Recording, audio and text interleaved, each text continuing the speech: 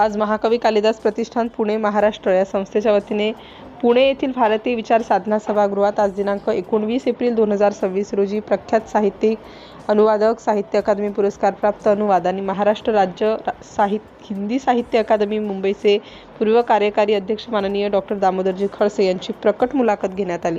Doctor प्राध्यापक महेंद्र ठाकूरदास आणि गझलकार अशोक भांबुरे यांनी मुलाखतकार म्हणून अत्यंत समर्पकपणे संवाद साधला। विशेष म्हणजे या कार्यक्रमास माननीय डॉक्टर दामोदरजी खडसे सहकुटुंब हजर होते। या प्रसंगी महाकवी कालिदास प्रतिष्ठानतर्फे मान्यवरांच्या हस्ते त्यांचा सहपत्नीक यथोचित सत्कार करण्यात आला। या मुलाखतीमधून डॉक्टर दामोदरजी खडसे यांच्या जीवनातील आणि साहित्यातील विविधांगी लक्षणीय पैलूंचे उपस्थित सर्व साहित्यिक, कवी आणि रसिक श्रोत्यांना दर्शन झाले। कार्यक्रमास महाकवी कालिदास प्रतिष्ठान पुणे या संस्थेचे संस्थापक अध्यक्ष, ज्येष्ठ साहित्यिक, भावकवी वि. ग. सातपुते, उपाध्यक्ष डॉक्टर प्राध्यापक महेंद्र ठाकूरदास, ॲडव्होकेट संध्या गोळे, कार्याध्यक्ष माननीय काकासाहेब चव्हाण, सौ राधिका दाते, गझलकार मकरंद घाणेकर उपस्थित होते। कार्यक्रमाच्या अध्यक्षस्थानी गुरुवर्य माननीय ज्येष्ठ साहित्यिक डॉक्टर न. म. जोशी शिक्षण तज्ज्ञ होते। त्यांनी महाकवी कालिदास प्रतिष्ठानच्या कार्यक्रमाच्या साहित्यिक क्षेत्रातील जे योगदान आहे त्याबद्दल आपले मनोगत व्यक्त करून असे कार्यक्रम होणे अत्यंत महत्त्वाचे आहे असे उद्गार काढले। दुसऱ्या सत्रात ज्येष्ठ कविवर्य मिलिंद सुधाकर जोशी यांच्या अध्यक्षतेखाली मराठी व हिंदी भाषेतील निमंत्रित कवींचे काव्य संमेलन उत्साहात पार पडले।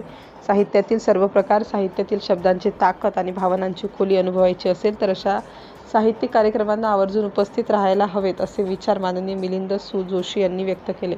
सर्व उपस्थित कविवरांनी मराठी व हिंदी रचना सादर केल्या आणि दर्जेदार काव्यरचनांनी सभागृह दुमदुमून गेले।